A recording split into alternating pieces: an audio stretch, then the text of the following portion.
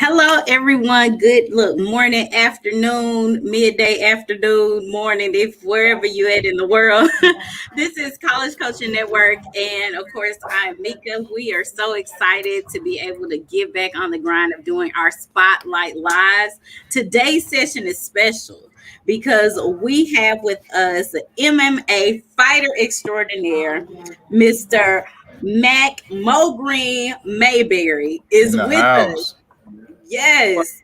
Oh, Coming from Cali. So he 2 hours ahead of us. So but he wanted to grind it out with us today. So most mhm.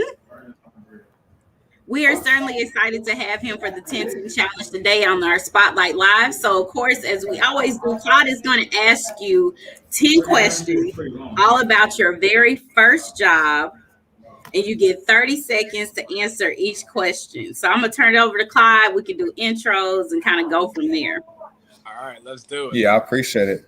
We had a good time meeting. My daughters actually had the privilege of meeting you when there's an MMA fight down here, and I'll show the MMA fight was right down there in the auditorium, and it was wicked. So before we jump into the 10-10 challenge, because my daughters were in, I never saw a live MMA fight in my life, and Yeah. it was some next level stuff going on. So I know we want to talk about how you got into it and all that, but just to shamelessly promote it, like what would you think a person would get from coming to an MMA fight that's different from going to a boxing match? Man, first off, I appreciate y'all having you guys. I love y'all's platform. Y'all giving back to the kids and asking kids to be proud and their successes, because we just here now, we gotta keep this ball rolling, you know what I mean? Yes. So that's awesome. But man, honestly, I think if you've never come to an MMA event or never seen a full contact MMA event, you should definitely check it out. It's live, it's exciting. I mean, these guys literally putting their lives on the line.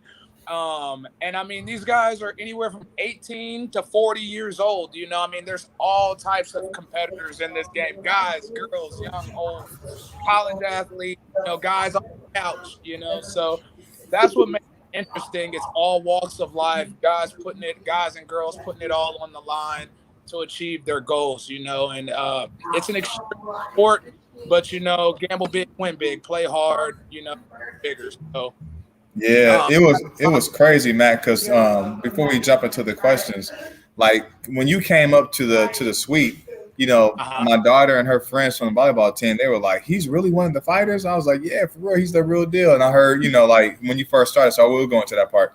But the thing that had me crazy was like it was this guy came out. He was like maybe 6'2", maybe 260. Like up here, he was just like Hulk Hogan, or just massive. But his legs was skinny. His legs was skinny, and so he came in throwing them things. But somebody came and shimmied him and hit him in his leg, and he was done. I mean, like he limped out of the cage, man. It was crazy to watch. Like that was one of my teammates that put that guy out, man. Shouts out to Spence, man. We practice low ankle kicks, and I promise, if you ever been kicking your calf, your ankle, you'll understand why that man quit real fast. Those guys are like 205 pounds, and then they walk around at like 230, but they weigh in at 205, and then they beef back up to like 220. You know what I mean? 230. It was crazy. Ankle kick is man, that's a tough one to take. Yeah, that was a one-hitter quitter, man. I seen old dude limp out of that cage, man. It was a wrap. It was definitely. All right, so let's jump in. We got these 10 questions, 10 seconds. The reason why we ask these, just to give you an idea, Mac, is we want people to catch the journey. Like I can do a career assessment test, and it'll show me like what you do as an MMA fighter. But I want to capture the journey of your first job leading up into what you're doing right now. So that's the reason why we go through the 10-10 challenge. So let's jump in. You ready for the challenge? 3, 2, go. Let's do it. All right. So what was your title or position in your first job? My first job, I was a sacker at Hyde. Okay.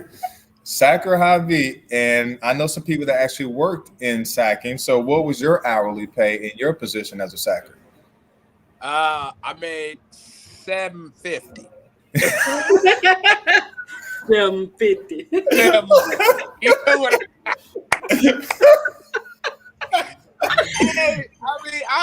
Hey, I'm 37. I make this look great. You feel me? So we make double digits when I was coming up. You know, like hey, we at $8. You know what I'm talking about? You was big balling at $8 back in the day for sure. Yes. Oh, hilarious! All right, how did you feel when you got your first check and you saw the tax deductions coming out of your first check? Honestly, I was happy to get a paycheck. Okay. I was 14. I saw it coming out, but it was something that I knew. I mean, I kind of knew. I was informed. I graduated from South High School. So, I mean, my education has always been important. So, I mean, I knew that no taxation without representation. I knew that. I knew it was going to take my money once they gave it to me. So, I mean, it was just cool to me to honestly just to have a job. You know what I mean? Yes. Especially out there. I was in Johnson County. My family was one of the first African-American families to like be coming up in Johnson County in the early 80s and stuff. And so like that was just, it was damn near monumental to me. So it was cool, Super dope. Super dope. All right. So what were you working for? For self, your butt better get a job. Yeah, no doubt. I mean, now that I think about, I was doing it for self, and of course, I wanted the funds and to be able to go out and hang out with my friends and all. But it built a lot in me, man. Just to get out of the house, to stay active, to have goals, to meet people. I think being on this internet and being on these phones, these kids don't have the same interaction to go touch people. My daughter looks at me. She's 7. She's like, dang, daddy knows everybody, and it's like, well, really, I speak, So, people these days, they be behind these phones and these screens and everybody's walking with their heads down. And, like we were taught shoulders back, head up, and you walk proud and you talk and you look in eyes. And so I think some of those morals get hid behind these cell phones these days. But, I'm doing it kind of to almost like build a popularity, like to build myself, I love it. I was doing it. It's funny too, because I remember back in the day working for self, and we had a contest in school to see who could go the most amount of days without repeating the same outfit. And so this is the first part of school. That's what I was working for. I went 30 days strong, man. And this dude hit me for 31 days. He hit me for 31 days, right? I stayed over his house. We used to play video games where he's on the basketball team. And I found out that the 31 day was an Army t-shirt he wore, and it was his mama's. And so we routed him out. So, yeah, so I still won that one, man. But no, it's important, right? That is hilarious. Working for self is important. All right. What song best describes your first job? What song best describes my job?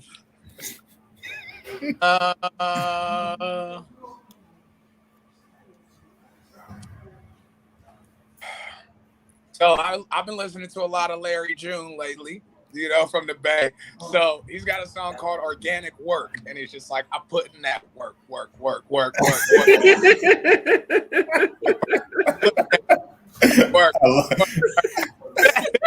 Hey. Right. It fits. Keep it simple. That's what it was for me. Like, I played sports my whole life. So it was really a job. Like when I wasn't playing football, I wanted to be with my friends. And then it was like, but then you got that job, when you're young, that to learn balance in life is big, especially when you're a teenager and stuff and coming up and trying to juggle friends and being popular in sports and all that. So that was that was big, man, to build like that too. So Completely. Okay, so next one, and I'm gonna stay in the musical because I love his vibe is crazy, especially around music.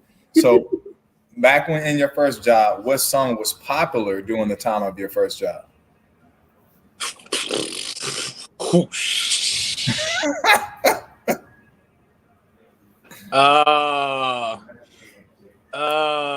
Shoot. Hold on. All right, so that was like, what was cracking? What was cracking in like 97? Right.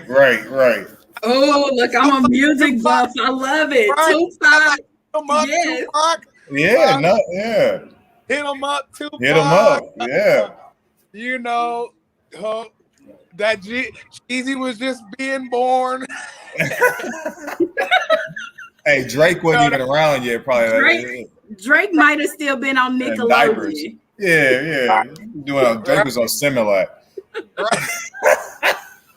However, shameless plug, his new album that came out today, it's pretty amazing. Is it pretty amazing?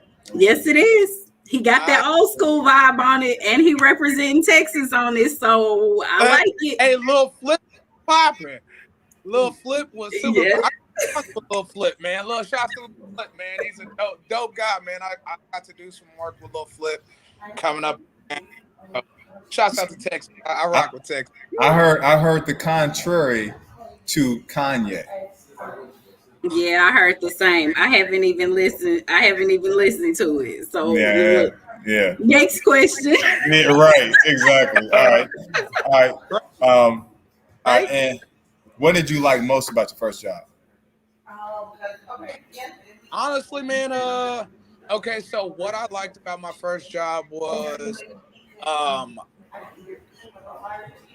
the management was super awesome. Like, I don't know if anybody knows about Hyde and our big grocery store, and they are they're employee owned. And so with that being said, I knew that going there shopping. And so when I went for the interview, I don't know if it was a mental thing, but it didn't seem bossy. Like it didn't.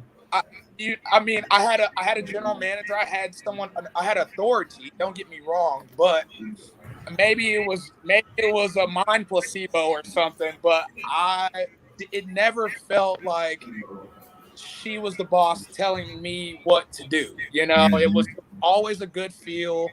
It was a positive thing. It was it was a good first job. I actually just walked away just because I was young, or just like, oh yeah, I want to go do something else. You know, didn't really need the job. Was really getting a job, but that was probably the best thing that I liked. It wasn't evasive. It felt pressured when I went. It was a feel good. I love it. All right, last two questions. Were you a saver or were you a spender?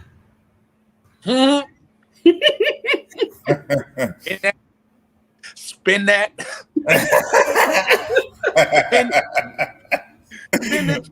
Spin it. I love it. All right, last one.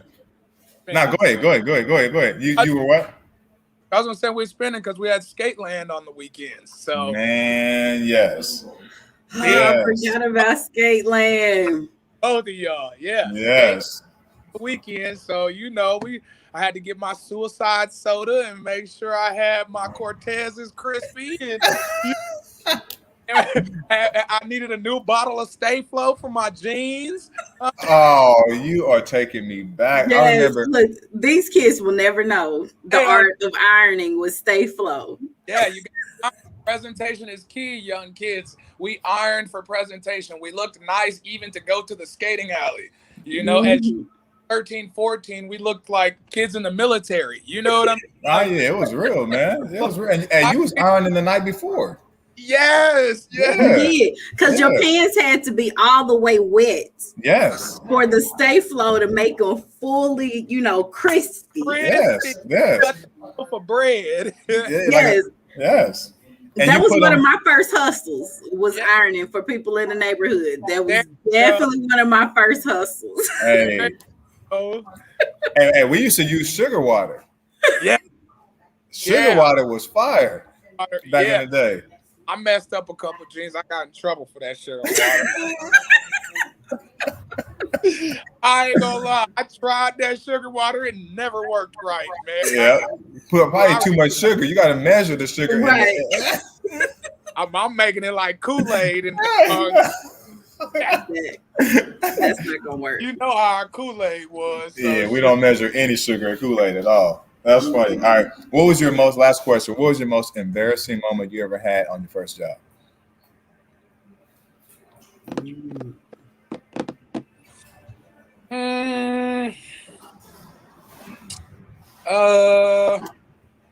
don't know. Can't really recall. Or any job. Let's go down that road. Any job.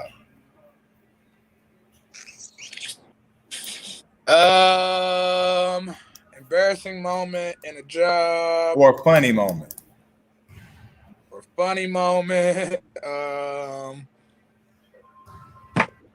don't even know. Stomped. You stomped on that one? Wow. Wow. So let me share one real quick. It may get you to reflect on one. All right. So this is my second job. I was working at McDonald's. I was probably working about 110 hours every 2 weeks, probably 121. I was hitting them up hard.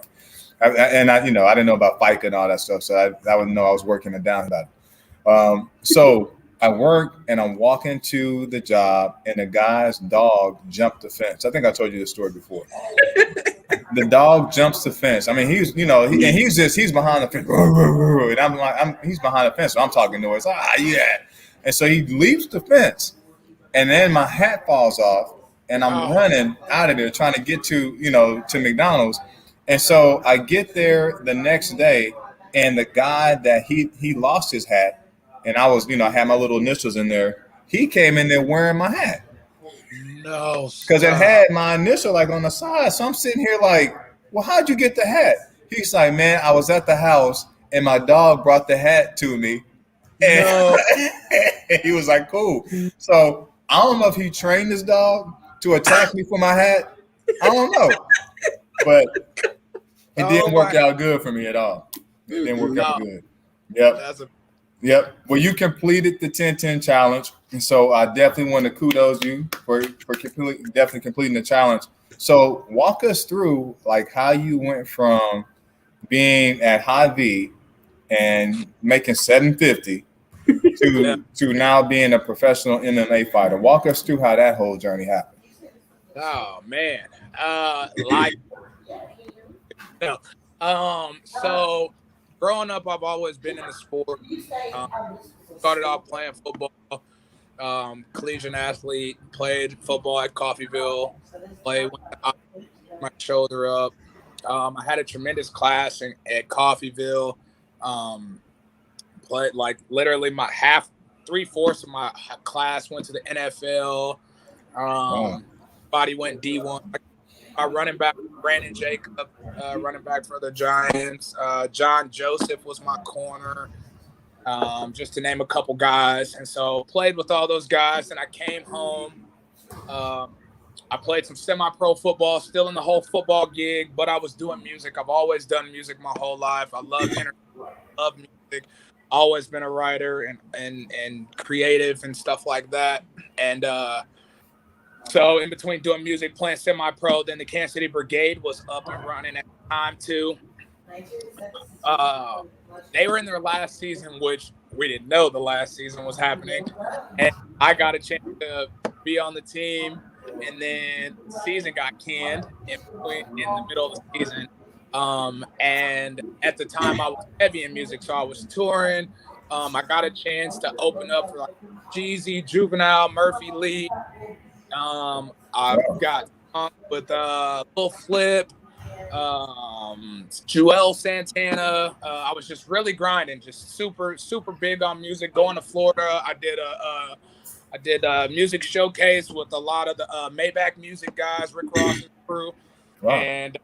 And I came back to KC, did a show at the Riot Room in Westport, and my little brother was an MMA fighter. His name is Andrew Tyson. He was an 11-0 amateur, 6-0 pro, and at the time he was probably 1 or 2-0 as a pro.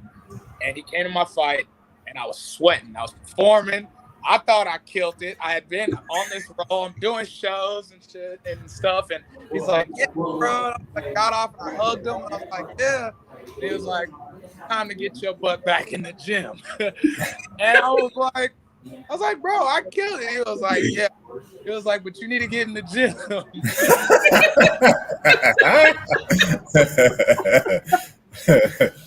If you look the guy up, his name is Andrew Tyson. I mean, he's got a 20-pack. You know what I mean? Like, he's got stomach muscles that come up to his necks, and he's just super out, and he's like 5'7", so he's short and thick and ripped. And so I'm like, bro, all right, whatever. But he was fighting at the time, and so we were actually doing a video segment of him that we started called 25-8, and it was his rollout into becoming professional athlete. And so we were one of the first to have this behind the scenes, actually what like Showtime actually took from us, and they call theirs 25-8, which UFC calls embedded, same type deal behind how the fighters come up to their fight. Mm-hmm. So I was broadcasting and doing stuff like that. And honestly, I recorded his segment and I was able to be in the gym with him. He fought for American Top Team, which was ATTHD, Hyde and Davis, Jason Hyde and LC Davis. Jason Hyde, UFC fighter who's actually got a bare knuckle fight coming up on August 6th. Super big professional. LC Davis has got so many accolades and being an MMA fighter, but they were the owners of this gym, and I got to come in, and man, all the people in the gym now are just so huge in the UFC, and I was just filming them, and they were all up and coming at the time, you know. Wow. And it just was drawing me in, you know. These guys were like 2-0, 3-0 in the UFC, you know, but had like 5-1 records, you know what I mean, but had 2 or 3 fights in the UFC, and they were winning, you know, and they're in my city, and, you know, they're a few years older than me. And so it was cool to watch it being built literally from the ground up. So like I got to watch James Krause, who now I'm able to fight for Glory and be on the Glory MMA team. And so I was, like I said, I was behind the scenes watching it all come up, and it just took me in, man. And being in a fight house and being a competitor, especially for someone like me, it was just inevitable that it was going to happen. You know, watching these guys train and their dedication and what they put into it, it was just remarkable. It was like football, but I didn't have to wait for it, you know? So it was instant gratification. So it's different. So that's how I really do it, from behind the to the. I love it. So there's a couple questions that just popped in mind when you were talking. So the first one is just more of a quick, direct question. Did you fight a lot as a young person, as a kid? Did somebody try to take your lunch money? Like, what happened that got you into fighting people? Yeah, all the time, actually. It was a time, and I appreciate it, and kids don't see it today, and I kind of wish they do, but I'm glad they don't. You know, I mean, I say fight over these guns. Mm-hmm. Every day of the week. You know, I mean, y'all know where we live, and we watch the world, and, you know, that's the first thing, you know, the gun part. But yeah, man, I mean, honestly, even in Johnson County, like, it was almost worse because it was predominantly Caucasian out there, and it was just different time. You know, I'm not saying that this guy's necessarily a bad guy. I'm just going to blame it on times and the way people are taught, straight up. You know, ignorance is not knowing. So however this kid was taught, people would try me and pick on me all the time. You know what I'm saying? And I've got a fun, goofy heart, so then they would try me, but I just wasn't taking it. You know, so it was like I would smile and then we're fighting. Or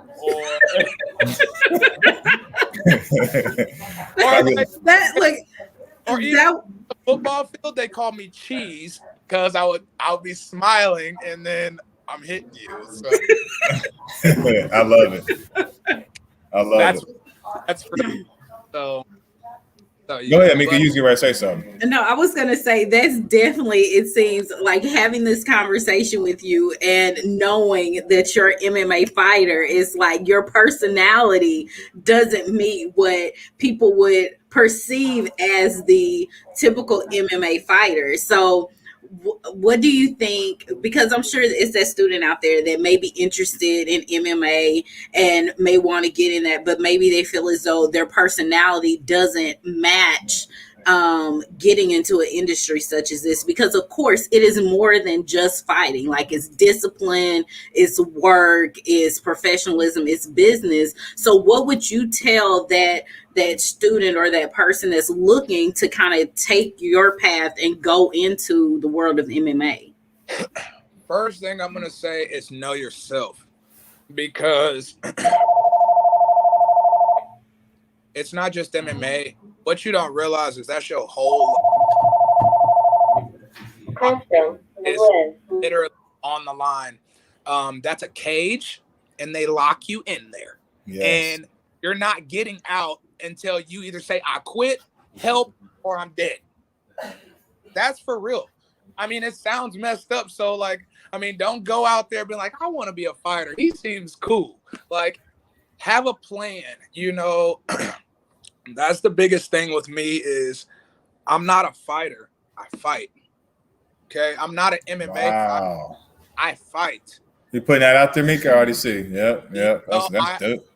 I'm not a rapper. I rap. I have songs. I'm a musician. I don't shoot commercials. I'm a voice specialist. I do voiceovers. So it's when I do compete, I have a plan. When I was, as an amateur, I've been super, super successful. I mean, making 7 to 10, 12 grand a fighting at my local casino. Wow. You know, that's because I had a plan and I knew my worth. You have to know your worth. So when you do these type things and you're like, man, maybe I don't fit. Well, take that out of it. Okay, well, you're like, okay, let's say these kids these days, they're all on the internet, right? So if you've got 3,000 followers on your Instagram, Facebook, right? So that's 3,000 potential tickets you could sell, right? Okay, right. So maybe like 1,500 because you really don't know the other 1,500. You just accepted the friend request, right? So that's potentially 1,500 people that you can reach out to, you know, and then there's so many ways to make these videos and put yourself out there and make commercials. You have to build yourself as a business. You are a walking brand. And that's the way I generate myself. And that's the way I've always upheld myself, as I am a walking billboard. I'm a brand. Like this shirt right here, this is my fighter, Jeff El Jefe Molina. You know, we just did these shirts for him. And this is his own design, but got my tag on the bottom, you know? So it's like, my brand is always there. It's always a part of it. You have to always make sure you're winning too, you know, because just because you're fighting, winning, that other corporation is winning because you're fighting for them. That's right. You know, selling tickets for them, you know. So you have to make sure that you're getting yours in it too. And that's always what I've done. I've always lined myself in, you know, as an amateur, you're not supposed to make it, but I was always like, well, you know what? That's fine. I'm going to print up t-shirts and I'm going to sell these t-shirts to make money. Or I'm not going to allow it on Facebook. If I can't make money, then I'm going to do this video and then all these people are going to come and I'm going to get a big percentage. So you have to be in tune with your business. And that's the biggest point. You know, I hear guys signing UFC contracts today and like, dang, bro, I signed the contract just because I wanted to fight. But now I want to renegotiate because I'm only getting X amount of dollars for a fight. And it's like, you know, what's it worth to you, you know? So in anything you do, you have to know your worth and you have to put your business first. So I don't care what job it is, guys. I say always have your business straight. No, that's fact. So that's fact. So in conclusion, because there's a couple other things that I think we need to bring you back out on. Right. Because there's a whole lot of stuff that I heard that I'm like, man, I could unpack that, but just for the sake of time. But one of the biggest takeaways, as far as I want you to leave with the student athletes, because as Mika said, and you talked about it, and I'm seeing you drinking your water and everything. You're saying that you were on stage jumping around. You're okay. Yep. You're mixed. And so because the changes have happened with collegiate athletes, and now they're able to get compensated, in addition to the scholarships, right? And you were talking about being able to build a brand. So can you speak to a student and tell them, like, if you were able to go back and be the younger you, and you were able to market yourself like you're doing now as a brand, what advice would you give to a student to help them put themselves out there like that? One thing I would say, man, I feel two ways about that student athlete stuff. About giving somebody money that young, because they're not in control of that money. Their parents could have ulterior motives. Their parents could be struggling, because parents sacrifice to get you where you need to go. So, man, giving somebody that much power, they may lose respect for you as a coach. Hey, I'm already worth $250,000. Who cares about Coach Van Heist? Like, no, so attitudes, man. I feel a certain way about that. But what I would say to these kids, man, these new student athletes, is when you create a brand, it's all about your team. Okay. And the people that are going to truly represent you, and the people you are hanging out with, and to know that somebody is always watching. Yes. That's important, especially now. I mean, I grew up when there wasn't cell phone, where we didn't have the phone right there. But now there's a camera on every corner, every head turn. You shoot, some of these glasses got cameras. Right. So you have to be conscious of what you are doing and who you are with, who you associate with. And that's gonna help and further your business. So as a student athlete, be conscious of who you're hanging out with. Your brand and you is gonna be judged by your team and who you associate with. And bottom line, put yourself first always. That's what I love it. I love it. When you said your brand and your team need to be intertwined, that's super crazy. I love it. I love it. Go ahead, Mika, take us out. Hey, don't before you go real quick. I don't want to stop you. Don't leave us, because I got two things I want to talk to you off the air about. So don't leave us when we get ready to jump out. Go ahead. Yes. So first of all, I just want to say thank you. Look, again, Green Mayberry, for coming with us today, taking the 10-10 challenge and dropping nuggets on the kids and their parents, or whoever else may be listening. Because one of the things you said is that I'm not a fighter, I fight. Like, that is like way bigger than we can really imagine, because so many times people identify who they are by what their talent is. And it is one of the things you expressed was about getting to know yourself and your brand, and how your brand is who you are. That's how people perceive you. And so for those students that are preparing to go to college or preparing for life after high school, make sure you're thinking every post you make, every picture you take, every action you take, it is look, the message is being televised. So we need to make sure that these are things we take into consideration, because companies look at social media now, colleges look at social media. So we want to make sure that we're being a true representation of ourselves. And so the 10-10 challenge is designed for just that, because sometimes students start thinking, oh, this person started at the pinnacle, how am I going to get there? But to know you're an MMA fighter that started off at as a bagger at Hy-Vee. 750. Before you was lifting weights, you was lifting the bags. So, 50. Right. So again, we want to thank you for joining us on the 10-10 challenge. And guys, thank you for tuning in. Of course, you can always check us out for the replay. Like, share, subscribe, College Coaching Network. We're on Facebook, Instagram, all your social media that you can connect with us. So again, thank you so much. I'm making this card. Real quick before shameless plug. College Coaching Network has just went pre-IPO. So we are with Start Engine, which is the guy, Kevin O'Leary from the Shark Tank. So if you want to own equity in our company as we grow, you can go to our website where it says invest now or breaking news. You can hit on either one of those tabs, learn more about how to get involved and be a owner, not just a subscriber, but you can actually be an owner of College Coaching Network, and you can ride the wave with us to the top. God bless. Take care. Thank you. Have a great weekend, everyone. Peace.